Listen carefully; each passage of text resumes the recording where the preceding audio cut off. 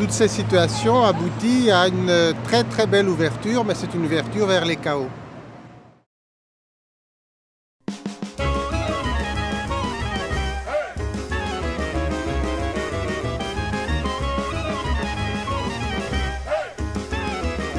Η αγάπη αυτά, τα καλά και όλα αυτά και δεν έχουν ανάγκη από λεφτά πολλά.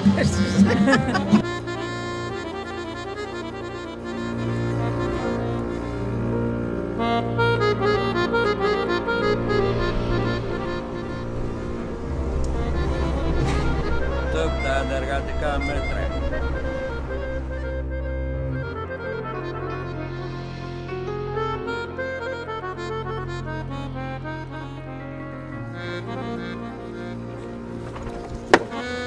Το δικό μας δεν μπορεί να μην είναι έτσι. Ο πιο μεγάλος που έχει πάει ήταν ο πάππους μου, πήγε 81, αυτός πήρε.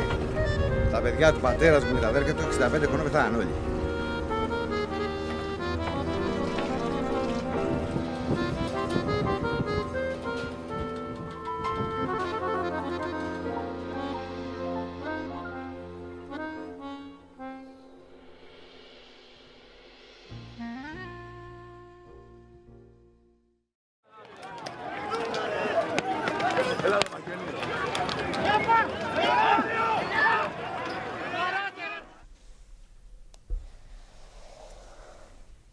Αυτός ο κίνδυνος είναι μεγάλος. Δηλαδή μπορεί η οργή του λαού αντί να γίνεται πολιτική πράξη να στραφεί προς ένα αιματοκύλισμα φοβερό για τον τόπο.